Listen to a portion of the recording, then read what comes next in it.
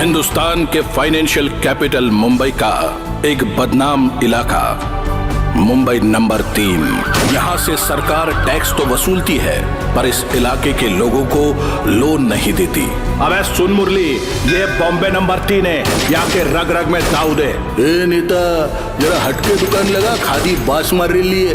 ए साले, आगे देख के पंजे टेक के निकल ले चल। यही वो गलियां हैं जहाँ से अंडरवर्ल्ड ने जन्म लिया।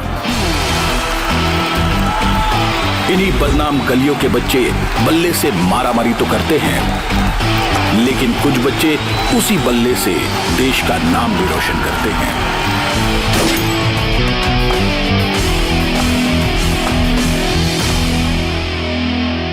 अंडरवर्ल्ड पर आधारित निर्माणाधीन फिल्म मुंबई 3 का पोस्टर और टीजर लॉन्च प्रसिद्ध फिल्मकार पहलाज नेहलानी के हाथों किया गया। मुंबई प्रेस क्लब में संपन्न इस कार्यक्रम के दौरान फिल्म मुंबई 3 का कॉन्सेप्ट देने वाले तथा प्रमुख भूमिका निभा रहे युवा कलाकार Shams Rathore, producer Shahbaz A Rathore, director Priya S Rathore, creative director Iqbal Bakhsh, screen play और स्टोरी राइटर हरीश पटेल सहित फिल्म से जुड़े सभी लोग मौजूद थे। 80 और 90 के दशक में मुंबई में पनपे अंडरवर्ल्ड और तरह तरह की आपराधिक गतिविधियों के कारण मुंबई के पिन कोड 400003 यानी मुंबई 3 का इलाका काफी बदनाम हो गया है। इस बदनामी का आलम यह है कि इतने साल बीत जाने के बावजूद यह इलाका आज भी ब्लैक लिस्टेड है। यह पिज्जा तक डिलीवरी करने से भी कंपनियां मना कर देती हैं, जबकि आज ये इलाका देश का प्रमुख व्यवसायिक केंद्र बन चुका है। इसी इलाके में रहने वाले 14 वर्षीय शम्स राठौड़ यहीं पले बड़े, लेकिन गलत राह पर जाने की बजाय वे आज एक क्रिकेटर व एक्टर के तौर पर काफी चर्चित हो गए हैं। शम्स को भी मुंबई 3 में रहने की वजह से शम्स को भी कई तकलीफों का सामना करना पड़ा। उन्हें ये बात हमेशा चुभती थी। इस वजह से उनके मन में ख्याल आया कि क्यों न इस विषय पर फिल्म बनाई जाए ताकि मुंबई 3 में रहने वालों के प्रति दूसरे लोगों का देखने का नजरिया बदले। दिग्गज फिल्मकार पहलाज नेहलानी ने मुंबई 3 का अनोखा कॉन्सेप्ट देने वाले 14 वर्षीय शम्स राठौड़ की खूब तारीफ की है। पहलाज नेहलानी ने अपने बचपन के दिनों को याद करते बताया कि किस तरह वे काफी कम उम्र से ही काम करने लगे थे। मतलब बॉम्बे 3, अब मुंबई तो अब होगा, जब की कहानी है तो बॉम्बे ही था। बॉम्बे 3 एक मशहूर और जो है दिलचस्प और बिजनेसमैन, और जहाँ से शुरुआत हुई अंडरवर्ल्ड की, उसका नाम जो है बॉम्बे 3 है।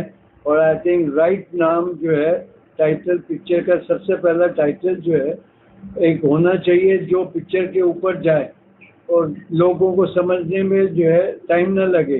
तो ये क्लियर कट है और क्लियर टाइटल है जो स्टोरी पे जाता है। और मुझे लगता है जिस हिसाब से ये पोस्टर अपना प्रोमोज भी दिखाए, जो शॉर्ट 30-40 सेकंड का जो है दिखाया, वो एकदम एक्यूरेट है और बहुत अच्छा है। ये तो शुरुआत है, ये तो फिल्म है नहीं, ये तो आपके सामने प्रेजेंट करने का एक तरीका है। लेकिन जब ये बनेगी और जिस तरह से जो है राइटर जो है अपनी कलम से इसको जो है सींचेगा, और डायरेक्टर बैठे हैं यहाँ पे जिन्होंने अनुभव है इनके पास, और जो सबसे बड़ा अनुभव होता है डायरेक्टर के लिए कि जो कहानी वो सिलेक्ट करता है उस कहानी को जो है ना उसके अंदर होनी चाहिए, ताकि सोच जो है ना उनकी होनी चाहिए, माहौल होना चाहिए।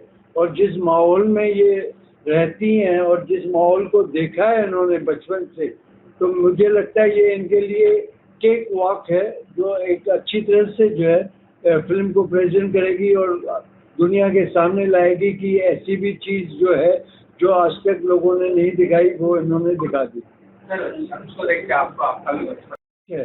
इतनी एज में जो है इतना सोचना और फिल्म के बारे में सोचना, कैरेक्टर्स के बारे में सोचना, कहानी के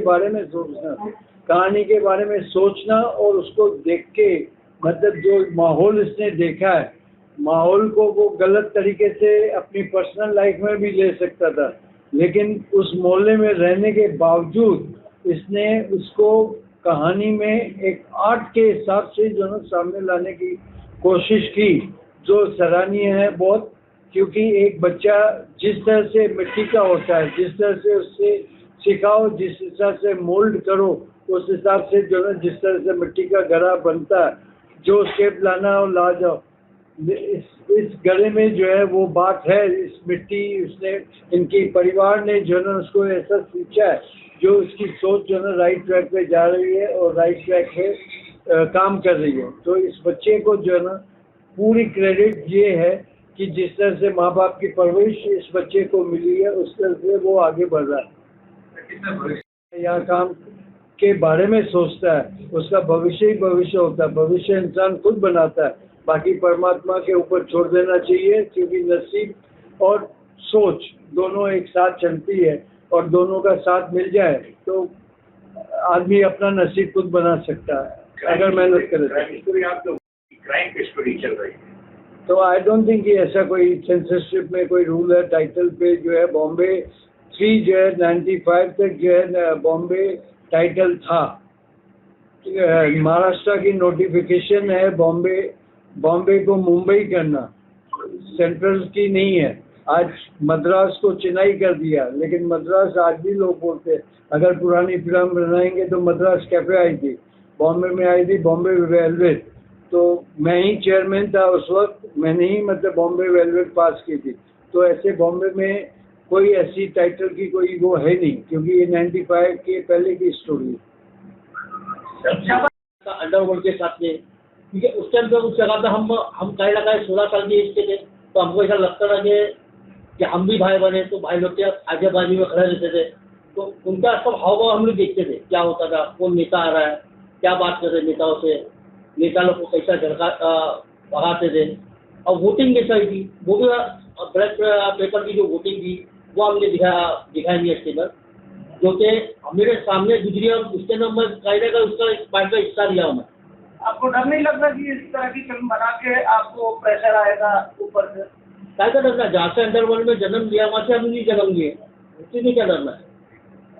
इस विषय पर कैसे सामने आपको बताया, तो कैसे आपको बनाना चाहिए इसकी बात है? पहले इससे गली बैच एक प्रोग्राम बनाया रियलिटी शो, तो उसकी हिम्मत देख के ये पिक्चर में अगर आना चाह बोला तो मैंने यस। आप और भी स्टार इसमें रखने वाले हैं? सेंसिटिव पिक्चर है, अगर किसी स्टार को मैं धमकी आए तो मैं आधी पिक्चर छोड़ के बाद में तो मैं कहा जाऊँगा। तो इसके लिए स्टार कार्ड मेरा कोई ओपन नहीं होगा, डायरेक्ट इसका ट्रेलर रिलीज होगा, उसके सब स्टार कार्ड आपको नजर आ जाएगा। स्टार होंगे? हाँ, स्टार होंगे। प्रिया जी कब से अगले साल रिलीज भी रहेगी इसी टाइम पे, दिवाली के टाइम पर अगले साल रिलीज रहेगी, और सर का आशीर्वाद रहा तो रिलीजिंग में सर को खड़ी रहेगी। जिस तरह से ये अंडरवर्ल्ड की कहानी आप उठा रही हैं, तो आप ये मुंबई ये मैसेज है, ये मैसेज है लोगों को, ये मैसेज है कि वहाँ रहने वाले लोग सिर्फ खराब नहीं रहते। आज हमारे एरिया वो हाल है कि हम मैं वहाँ पे ना एक छोटे बच्चे का रोल प्ले करूँ, मैं क्रिकेट खेलूँगा और मेरे डैड के पास को लेके चलूँगा। मुझे कैसे मन में आया कि कैसे आपने कॉन्सेप्ट बताया कि एक फिल्म बनी थी, क्या क्या दिक्कतें आपको फेस से? मैं एक दिन रात में सो रहा था तो डैडी बाजू में थे, तो मैं पूछा अब आपका पास्ट की तरह तो गाना पूरी स्टोरी बताया।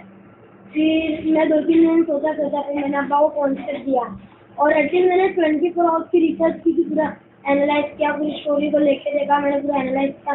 फिर मैंने इसे अब्बा को बताया, तो अब्बा ने बोले हाँ अच्छा है ये जो आप डायरेक्ट कर रही हैं हिंदी गली, चोर बाजार, मटन स्टेट।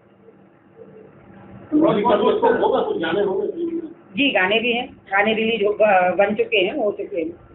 टीजर देख के लग रहा है ऐसा कुछ कंट्रोवर्सी होगा, ये तो आगे देखेंगे आप लोग तो समझ में आए। क्या कहानी सुनाई गई आपको? देखिए मैं अभी आप मुझसे कॉन्ट्रोवर्सी वाला क्वेश्चन पूछ रहे हो। अभी थोड़े टाइम पहले कहा गया था कि बहुत सारी चीजें रिवील नहीं करनी है, तो मैं कहानी तो ऑलमोस्ट हम सबको समझ आ गई, बहुत क्लियर है।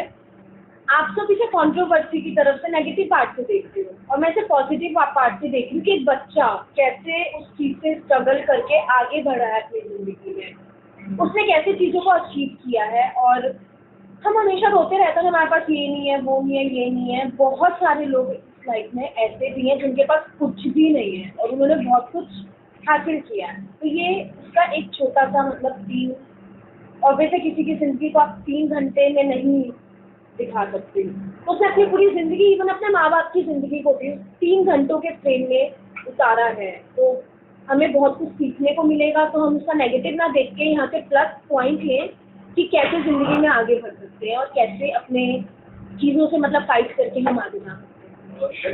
की कहानी है। कंट्रोवर्सी तब होती है जब एक मौला जिसकी जो है इर्द गिर्द जो है ना कहीं भी आपको जो है ना पॉजिटिवनेस नहीं मिलती। हर इंसान जो दूसरा भी है उसको नेगेटिव देखता है। जिस तरह से इन्होंने बताया कि पिज़्ज़ा, आज भी पिज़्ज़ा वाला लेके पिज़्ज़ा नहीं आ रहा, वो ये बीते हुए ज़माने हो गए, 40 साल हो गए, लेकिन आज भी पिज़्ज़ा वाले को डर लगता है कि इस मोहल्ले में नहीं जाना। तो अगर आप जो है ना जो दो लोग देखते हैं फिल्मों से, कोई सीखता तो नहीं है, जो माहौल होता है उसको फिल्म पर्दे पे लाया जाता है, एक आईने की तरह जो है ना सामने लाना है। अब उसमें किसको कितना समझ में आता है, वो ऑडियंस जो है अगर ये मजबूत होती है पकड़ने में कि आपकी जो सच्चाई जो है आपके दिमाग में बैठती है, तो ये लोगों को डर नहीं लगेगा, वरना जो डर है वो कायम ही रहेगा। तो इस तरह से जो है फिल्में आईने की तरह जो है सामने लोगों के पेश होती है, और इस तरह से सच्चाई दिखाना अपने तरीके से अपनी कहानी डाल के, ये मतलब कंट्रोवर्सी का विषय है ही नहीं। कंट्रोवर्सी होती तब है जब आप दूसरे को नेगेटिव दिखा के अपने को पॉजिटिव दिखाओ। हमको लोगों ने नेगेटिव किया, अब कैसे पॉजिटिव होंगे वो कहानी है।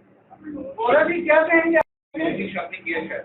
मैंने इससे पहले गली गाय था, मैं गली गाय के ऊपर काम किया था। मेरे साथ नाज़मा आंटी और रोटी मंगल का क्या किया, जब बहुत ज़्यादा आ गया था वो, मैं बहुत थैंक यू बोल रहा था।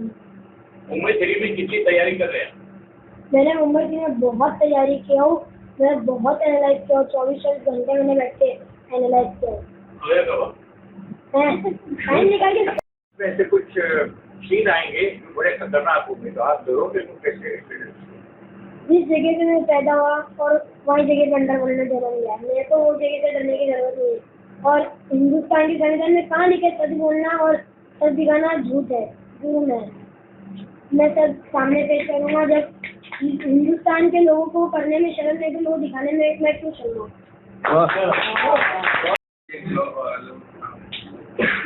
अनारी इज बैक जो है, जिस तरह से मैं अपने पिछले जैसे कहा कि मेरे बहुत सारे न्यू कमर्स को लेके मैंने फिल्में बनाई है। एक और न्यू कमर को लेके अपना नवाब खान और मिशिका चौरसिया, मिथुन चक्रवर्ती के साथ, अनीता राज के साथ फिल्म बनाई है, जो आप पर्दे पे 24 नवंबर को आएगी।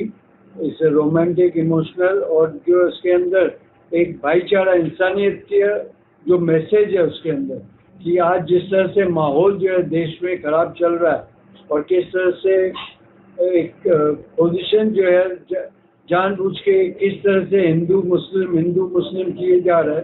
तो ये पिक्चर में मेरा मिथुन चक्रवर्ती जो है एक पॉजिटिव कैरेक्टर प्ले कर रहा है, जो मुस्लिम कैरेक्टर प्ले कर रहा है, जिसके अंदर मतलब एक बाप का रोल अदा कर रहा है, जो एक हिंदू लड़के का को अपनी बेटे की तरह मानता है, और उस बेटे को जो है ना जो ज़रूरत है उसकी ज़रूरतें पूरी करता है, जो उसको भी नहीं मालूम पड़ती है कि मेरा बाप जो है पढ़ रहा है। ये रिलेशनशिप और एक हिंदू मुस्लिम की जो दोस्ती, एक प्यार, एक मोहब्बत, जो आज हमें दिखने को है बहुत, लेकिन दिखाते कम, मतलब उसको भड़काते ज़्यादा। तो ये एक तरीके से मैंने मतलब जो है इस फिल्म को बनाया। 25 साल पहले मैंने एक फिल्म बनाई थी, बाई बाई, जो इसी महीने में 14 नवंबर को, आज उसका जो 14 नवंबर को 25 साल पूरे हुए। वो भी ब्रदरहुड पे पिक्चर थी। दोनों हीरो, एक हिंदू था एक मुस्लिम था, और दोनों का जो है रिलेशनशिप जो है ना एक भाईचारे का था। जिस तरह से मतलब एक कौमी सॉन्ग भी था, आंखें जिसकी मंदिर मस्जिद, दिल गुरुद्वारा है, ये देश हमारा है, ये देश हमारा है। उस तरह से 25 साल के बाद मेरी वही उसी महीने में, मतलब एक हफ्ते बाद, मतलब हिंदू मुस्लिम के भाईचारे और इंसानियत के नाते की एक फिल्म रिलीज होने जा रही है, जो आज ज़रूरत है। जो एक डर पैदा किया गया है मुस्लिम कौम में कि भैया आपको जो है इस तरह से जो है हम हिंदू राज्य बनाएंगे, वो कम से कम एक रिलेशन देख के, उन चीज़ों से हटके, परे हटके एक फिल्म में आईना बन के लोग देखें और उसको अपना प्यार दें, और इसमें लगे कि भी आज भी फिल्म इंडस्ट्री जो है ऐसी फिल्में नहीं बनाती जिसमें सिर्फ जो है मुस्लिम कैरेक्टर को नेगेटिव दिखा दो। मोस्टली क्या हो रहा है कि फिल्म के जरिए हर मुस्लिम को जो है टेररिस्ट माना जाता है। जिस तरह से प्रोजेक्ट किया जाता है कि ये हर मुस्लिम जो है ना टेररिस्ट है, और शाहरुख खान ने इस पे पिक्चर भी बनाई थी मैं टेररिस्ट नहीं हूँ। तो मतलब जो है एक इमेज जो है ना, एक जो प्रोजेक्ट किया गया उस इमेज को तोड़ने के लिए ये फिल्म की जो कहानी है वो एक मैं अनारी इज बैक, जो एक सीधे साधे ऑनेस्ट आदमी की कहानी है जिसको साथ दे रहा है मिथुन चक्रवर्ती एज ए मुस्लिम अबू जान। Thank you.